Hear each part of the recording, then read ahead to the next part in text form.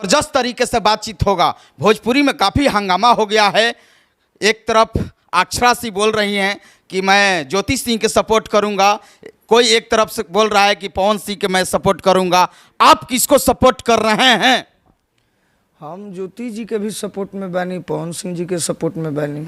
हाँ, गलती सही बता सकता नहीं कि हाँ एजा गलती बा तो सही बा, आ बीच के रास्ता निकालो, दोनों आदमी संगे रहो। बिल्कुल, लेकिन अक्षरा सिंह से आप तो पटता नहीं है। वो करा के तो हम का कहें, ओकर नाम लेल गुनाह बा इंटरव्यू में। क्यों ऐसा भाई? सुपरस्टार हीरोइन है भाई। प्रधानमंत्री हो जाए तो उससे हमारा मतलब नहीं। हमको धोखा दी है। धोखा दी है? प्यार में धोखा मिला? ना प्रोग्राम के मामले में सबसे कचड़ा है वो। मत आप लोग मत बुलाइए श्रोता लोग। हाँ, बाइकाट काहे करते हैं? सुपरस्टार हैं, दिल के राज करती हैं लोगों को। हाँ, करती होंगी, मानते हैं, हमारे दिल पर नहीं ना कर रही हैं। जब जे बुला ली वो भोग ली तो जान जाए कि कैसन राज करे वाली बाड़ी। आप अब कभी नहीं बुलाइएगा अपने शादी उदी में? जरूरत नहीं है हमारा, बिगौना दादा ना। इसीलिए पावर स्टार पवन सिंह को आप सपोर्ट करते हैं। वो तो बड़े भाई हैं, आवाज जिनका है अच्छा, तो मैंने इसके पास क्या है? ना कुछ नहीं है, ना व्यवहार है। डांस करती है बहुत अच्छा। ठीक है, करती थी, अब नहीं ना। वो कर काहे खातिर नाम लेता नहीं महाराज? अरे अभिनेत्री हैं। अरे और हमारे शब्दों से और कहेगी कि गोलू राजा बोले हैं और वो हिट कर जाएगी। अरे वो तो हिट है भाई, सुपर हिट है। हिट क्या है? कुछ नहीं है। जितना आपका फैन फॉलोअर है उतना फॉलोअर है हमसे ज्यादा हैं, लेकिन व्यवहार अच्छा नहीं है। हमारा कम है, 0 है। नहीं, आपका भी तो फैन फॉलोअर है ना। हम जाते हैं जहाँ आग लगा देता है लोग। हमारे जमीनी स्तर पर हैं। काहे ओकर नाम लेता नहीं, कपार दुखाए लगा। हल्ला हो गया है आजकल, सोशल मीडिया फट रहा है भैया। क्या फट रहा है? कि भाई ज्योति सिंह के सपोर्ट करने के लिए खड़ा हो गई हैं, पावर स्टार पवन सिंह के लिए लोग कर रहे हैं, तो आप पवन सिंह के लिए खड़े हैं? हाँ, एकदम खड़ा बानी। ज्योति सिंह खातिर खड़ा बानी, पवन सिंह खातिर खड़ा बानी। होकर नाम नहीं खेले। हाँ, दुश्मनी बा का ज्यादा? दुश्मनियों नहीं खे, प्यारे बा, प्यार बा, इज्जत बा, भाव बा। लेकिन दिल से जो एक आदमी उतर जाला, कोई आदमी के कहता नहीं लिखित दे दे एग्रीमेंट पे कि जो नहीं बुलाए हैं बुला के देख ले कि कितना नखड़ा है, ये है वो है, बहुत तरह के बात। बिल्कुल, पहले प्यार था, अब नफरत हो गया क्या अक्षरा सिंह? यही ना होता है। जब नहीं जानते थे तो रिक्वेस्ट किया कि दोस्त के यहाँ प्रोग्राम कर दीजिए, इतना पैसा लीजिए, पैसा भी चला गया। आप आइएगा 2:30 बजे, आप हमको बुलाइएगा, आप हमारे दोस्त हैं, आपके यहाँ हम 3 बजे, पैसा ले लें 1 साल पहले, तो आपके दिल पर दुख होगा ना? बिल्कुल दुख होगा। नज़र से गिर जाएंगे, तो नज़र से जब गिर जाएंगे तो नाम भी नहीं सुनना पसंद करेंगे, तो फिर उनका नाम लेना बेकार है। चलिए कोई बात नहीं है, लेकिन हम लोग का काम है नाम लेना, और आपका राय है भाई कि भाई पहले प्यार है करते हैं अक्षरा सिंह से, लेकिन अब नफरत हो गया है, क्यों? आपने बताएं कि भाई ये धोखा मिल गया है। नहीं, प्रोग्राम में मत बुलाइए, कोई भी प्रोग्राम हो मत बुलाइए। क्या है, सभी लोग पार्टी लोग बुला रहा है प्रोग्राम। हाँ, तो अभिनेत्री हैं, 1 घंटा का डांस देखिए उनका। हाँ, और नहीं सबकी गाना बजाना, ये सब पैसा पानी में चल जाएगी। अगर प्रोड्यूसर आपके साथ फिल्म का ऑफर आ जाएगा तो नहीं करेंगे भाई? ना, नहीं करेंगे, नकार देंगे भाई। अरे करोड़ों रुपया मिलेगा प्रोड्यूसर के द्वारा किया ना। 10 अरब रही वो हीरोइन रही तो ना, मोनालिसा रही तो हो जाई कमे खर्च में। अक्षरा सिंह से नहीं, अंजना सिंह रहस, डिम्पल सिंह रहस, पाके तो ही रही तो 10 अरब मिली तो ना करो। हाँ, ये इतना नफरत हो गया है गोलू राजा के भाई। हमारे स्वाभिमान पर ठेस पहुंचाइए, क्या समझते हैं? हाँ, अभी दिल से नहीं निकला है क्या? वो छोड़ दीजिए, भूल जाइए। लिए तो अब हम भूल गए हैं। आप नाम लिए इंटरव्यू में तो हम कह दिए आपसे फिर से प्यार नया पर कीजिए। ना, तो माफी मांगे हमसे। बिल्कुल मांगेगी, जब गलती हुआ होगा तो बिल्कुल मांगेगी। हुआ है तो फिर अपना लीजिएगा ना, तब अपना लेंगे। भाई दोबारा प्यार हो सकता है गोलू राजा के। ये सबसे बड़ी खबर है, और सबसे बड़ी खबर है क्योंकि गोलू राजा इस वक्त बानी ना कलाकार बनी, कलाकार के कोनो पार्टी नहीं खे। प्रोग्राम खाली बा, जौन समय में जौन पार्टी के फोन आई तो अपन जाए के बहुत तो नौकरी बा। हाँ, लेकिन लगातार जनसुराज के भी स्टेज पर बोल रहे हैं बिहार बदलना है। जिससे अभी कुछ प्रोग्राम उ लोग के टीम के जे भी बा संपर्क के हमरा जे चुनाव में लड़ता चाहे, तो उ लोग घर पे हमारा पिताजी से बात करता, अपन जो भी माने जौना तरी प्रोग्राम होला वही हिसाब से बात करता। कोनो निजी संबंध नहीं खे कि हम माने वो पार्टी के प्रचारक बानी। लेकिन आरजेडी के भी प्रचार कर रहे हैं। तो बताइए ना कि जब जौना समय में जे बोला होता है हमारा जाए के बा। लेकिन गाना गा रहे हैं हर पार्टी के। हाँ तो एक हर पार्टी के गावे के बा, कलाकार के कामे का बा। क्या जन सुराज पर बनाए हैं, कुछ हमारा अपडेट बताएंगे जनता को? ना ना पर्सनली नहीं बनौले, लेकिन गुनगुनाते हैं ना भाई, ऐसे काहे खातिर सपोर्ट में। ना ना स्टेज पर जन सुराज के मंच पर गईनी तो एक दो लाइन गा देना तो हम ज्यादा लोग के गीत गाइला। ठीक है, लेकिन कौन ये सपोर्ट में गीत गाते हैं ये जनता के भी बताइए ना। अरे गाना एगो अभी मैंने अथी में गोपालगंज में हम गौले रहे कि गावे गावे गली गली मचल पूरा शोर हो, बिहार बदले आइल बाड़े प्रशांत किशोर हो। ये गौले रहे खुश करे खातिर भाई पार्टी के प्रोग्राम रहे तो ये तो बहुत अच्छा लगा। लेकिन बिहार में कौन बनेगा मुख्यमंत्री, आप गोलू जी किसको पसंद करते हैं?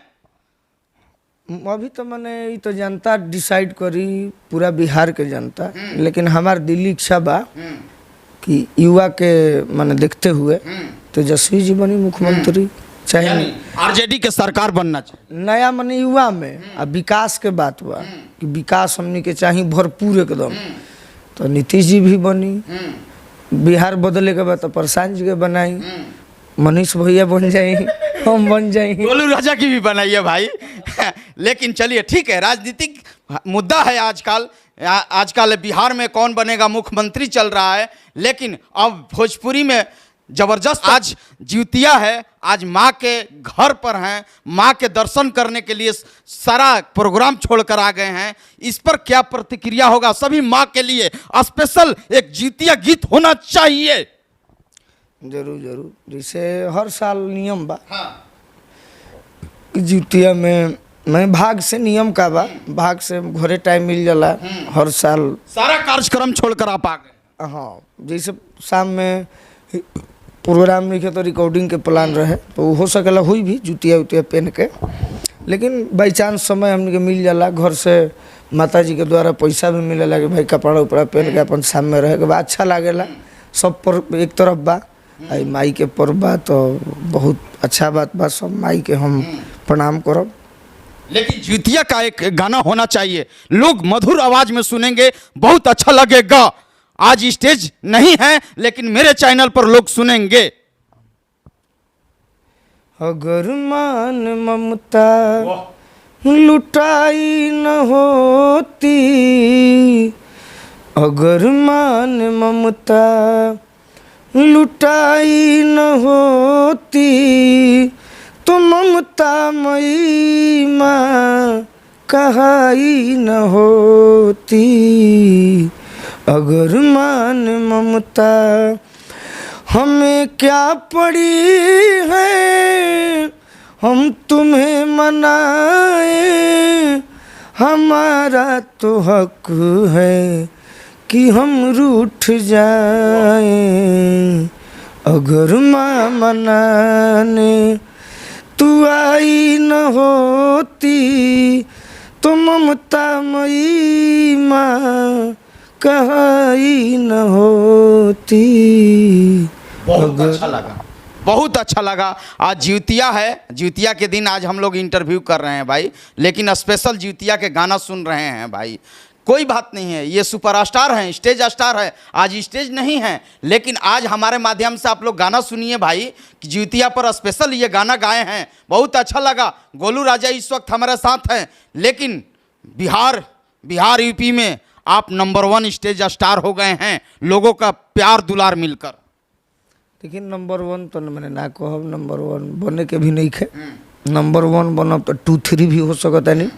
एगो अलग स्थान बना के रहे के बा, अच्छा प्रोग्राम दे के बा। स्टेज स्टार फेस्ट ये सब हम मनबे ना करी, जे भी कलाकार आज नाम के आगे तो लग जाता है स्टेज स्टार, ठीक बा, लोग लगावता है, लेकिन जे भी कलाकार आज मंच पे गावता है सब अपने आप में स्टेज स्टार बा। हम एगो इकलौता नहीं खी, हम ही चाहे नहीं कि जहाँ हम गइल बानी वो खातिर हमरा पैसा मिलल, ये हमार नौकरी बा, तो नौकरी के हम अच्छा से निभाएं। सूत्र से बड़ी खबर है कि पर साल आप बिग बॉस में जाने वाले हैं, ये सबसे बड़ी खबर। क्या अपडेट है जनता को?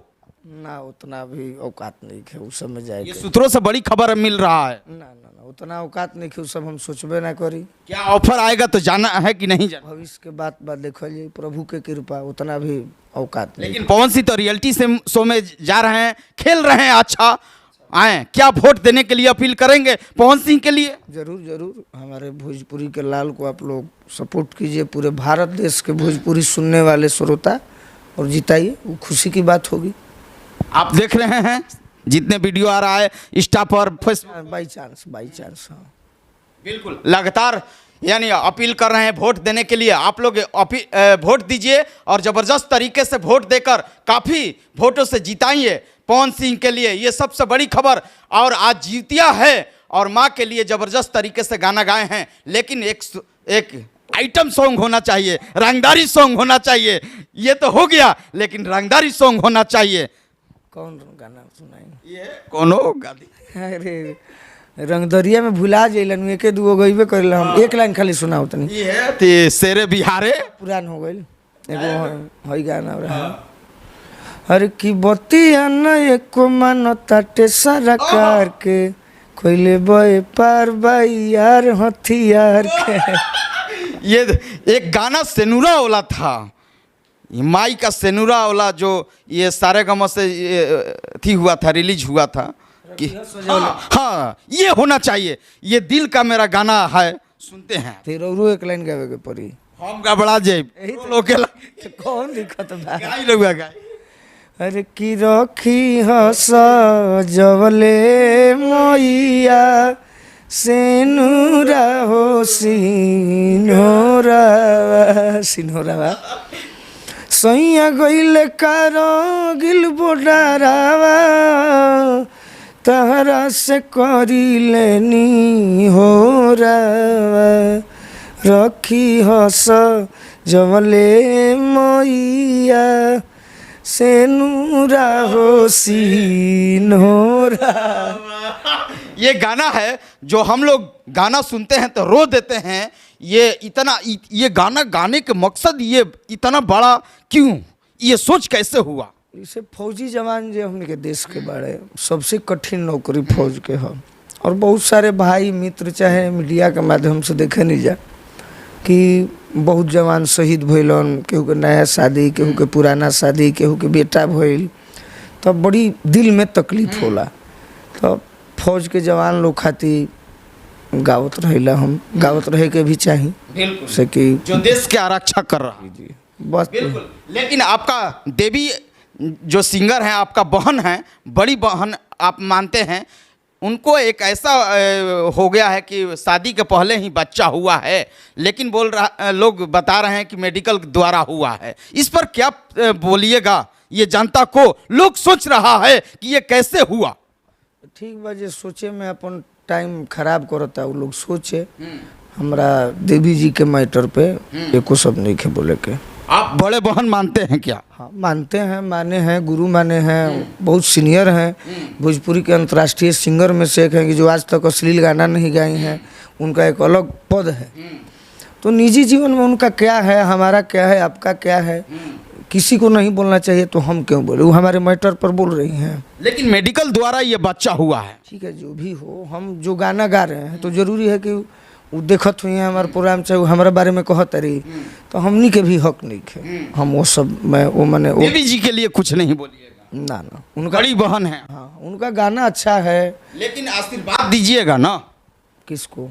उनको दीजिएगा कि आप बने रहें इसी तरह से झंडा। एकदम एकदम गाना उनका आज भी लाजवाब है, बहुत लाजवाब। अच्छा, कोई गाना याद हो उनके याद में? याद है उनका गाना एगो, अरे की बहे के पुरवा रामा बह गईले पछुआ सजना रे, बह गईले शीतली बयार।